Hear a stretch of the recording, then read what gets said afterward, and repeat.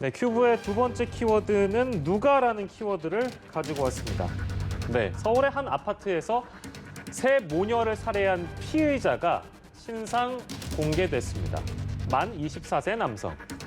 네, 바로 김태현입니다.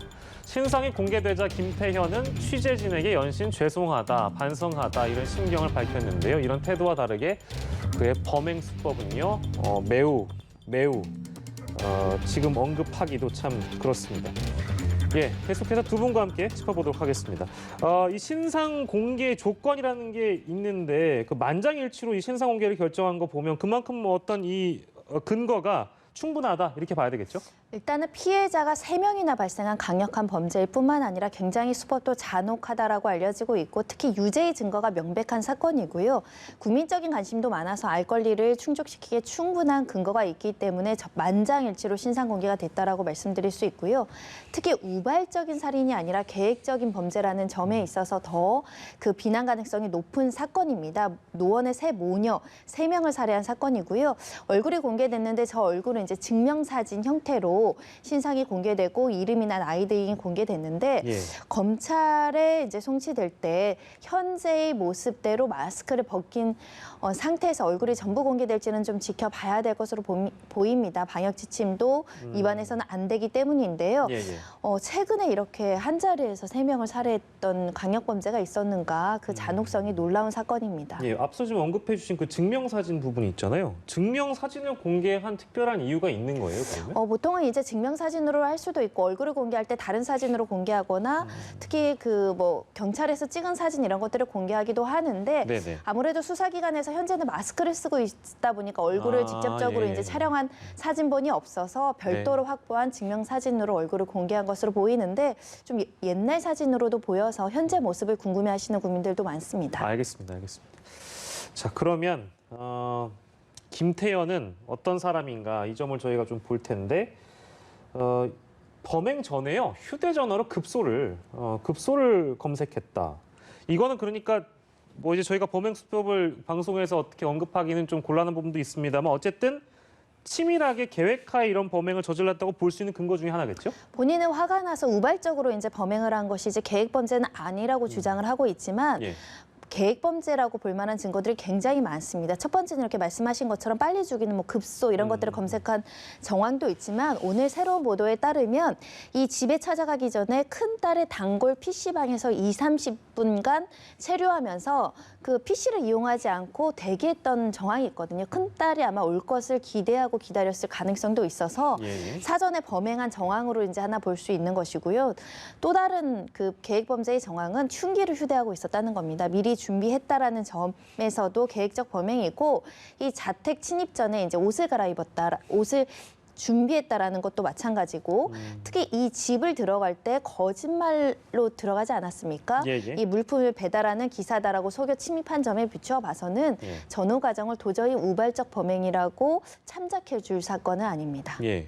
그런데 어떤 고의성이랄까요? 이런 살인의 고의성을 부인한 것으로 지금 전해지고 있어서 이게 이해가 안 되는 부분이 많습니다. 이해가 안 되죠. 지금 뭐 손정혜 변호사 설명을 하셨지만 기본적으로 흉기를 미리 준비했다고 하는 것은 우발적이라고 볼 수 없어요. 네. 예컨대 집에 찾아가 설득하려고 하다가 말이 안 통하니까 예컨대 집에 있는 어떤 물건을 가지고 살인을 저질렀다면 우발적이라는 부분이 어느 정도 설명이 되죠. 근데 본인이 흉기를 들고 갔다는 것은 살인을 고의적으로 하겠다는 의도를 갖지 않으면 그런 행동을 할 수 없는 거죠. 또 본인이 살인을 하고 나서 갈아입을 옷을 준비해 갔다. 이것도 일반적으로 우발적으로 볼 수 없잖아요. 네네네. 우발적으로 했다면 준비할 이유가 전혀 없는 거고. 또 하나 그 뭐라고 또 주장하는 연속 살인은 우발적이었다고 얘기해요. 근데 이것도 말이 안 되는 게 6시간 동안 3명이나 목숨을 살해를 했습니다. 이게 우발적이라고 볼 수 있을까요? 만약에 우발적이라면요. 한 명을 살해하고 나서 집을 나왔어야 돼요.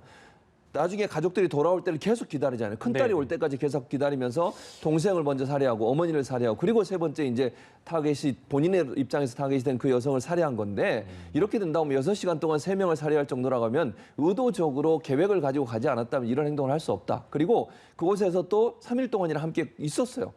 그 살해한 시신들과 함께 이게 어떻게 우발적인 범죄라고 할 수 있느냐. 제가 볼 때는 연속 살인이라고 하는 걸 우발적으로 얘기하는 것은 본인의 어떤 처벌을 좀 약화시키려는 의도를 가지고 본인이 지금 진술을 하고 있는 것이지 실제로 우발적으로 살인이 일어났다고 볼 확률은 거의 없다라고 보여집니다. 예, 그러니까 이제 뭐 저희도 추측을 하고 있는 그런 상황입니다만 조금 더 심리적으로 들어가 보면 아까 이제 최진봉 교수께서 말씀 주신 대로 사흘 동안 그 살해 현장에 있었다는 얘기잖아요. 근데 거기서 그냥 어떤 뭐 머무르는 것이 아니라 식사도 하고 뭐 아무튼 뭐 음주도 했다는 겁니다. 그래서 이걸 이제 물어보니까 뭐 갈증이 나서, 그러니까 본인을 자해한 후에 어떤 갈증이 나서 뭐 술과 음식을 꺼내 먹었다.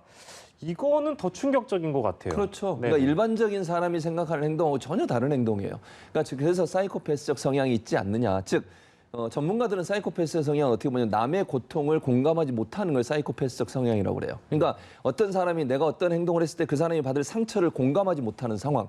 제가 볼 때는 사이코패스적 성향이 어느 정도 보인다고 보여지는데 네네네. 김태형 같은 경우에 아마 그런 마음이 있었을 거다. 즉 본인이 목표로 삼았던 여성을 살해하면서 본인의 성취감을 누렸을 가능성이 있다는 거죠. 목표로 했던 것을 이루고 나서 성취감을 누리면서 그곳에 있으면서 스스로가 자아도취에 빠졌을 가능성도 충분히 얘기해 볼 수 있다. 이건 제가 하는 얘기가 아니라 전문가들이 이렇게 얘기해요. 네네네. 그러니까 일반적으로 이런 사이코패스적 성향을 갖는 사람은 다른 사람의 고통에 대해서 공감하지 못하기 때문에 그 사람이 느꼈을 고통은 전혀 모르고 본인이 원하는 것을 이루었을 때 성취감이 도취돼서 그곳에서 성취한 그 상황에서 3일 동안 머무르면서 본인의 일상생활을 해왔다. 이것만 봐도 이 김태현이라는 사람이 일반적인 생각을 갖고 있는 사람과는 다르다. 즉 일반인이 느끼는 감정, 그런 기복 이런 부분들을 전혀 느끼지 못하는 상태에서 범행이 이루어졌을 가능성이 있다고 보여집니다. 네, 물론 이제 시간을 좀 흘러서 뭐 사이코패스라든지 뭐 이런 부분들은 검증이 필요한 부분이긴 한데 실제 전문가들이 바라본 것처럼 뭔가 그 안에 머무르면서 성취감을 느꼈다거나 일반적인 사람의 행태가 아니었다면 우리가 보통 이제 그 취재 과정에서 어떤 심정이냐고 물어보면 반성하는 태도를 안 보이는 사람들도 많이 봤잖아요. 근데 지금 김태현 같은 경우에는 죄송하다, 반성한다라는 심경을 밝혔습니다. 이건 왜 이렇게 행동하고 있을까요? 일단 본인이 이제 감형을 받고자 반성하는 태도를 보인다 이렇게 해석할 여지가 있어 보이는 것이 진심으로 반성하거나 피해자들에 대한 연민이 있었는지가 굉장히 궁금한 것이 본인 진술에 따르더라도 온라인 게임에서 큰딸을 만나서 큰딸이 좀 무시하는 발언을 해서 격분을 했다고 하지 않습니까? 이것도 확인을 해봐야 됩니다. 네네.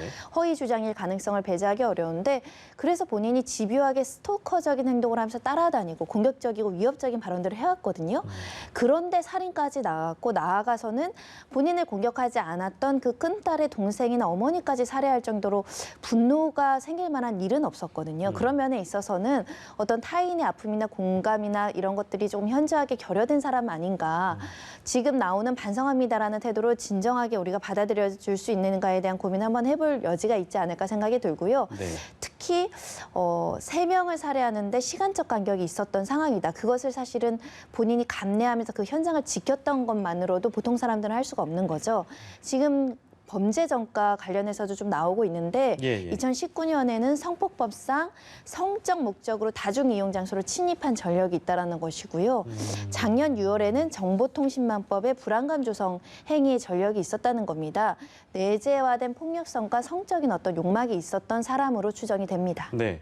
사이코패스 검사 여부 이런 것도 이제 검토 중이라고 하는데 이제 이런 경우에는 경찰에서 당연히 필요하다고 판단해서 검사를 보통 진행합니까? 어떻습니까? 범죄 심리를 분석을 한다라고 하니까 그 과정에서 사이코패스 성향 여부도 이제 검사가 되지 않을까 생각이 드는데요.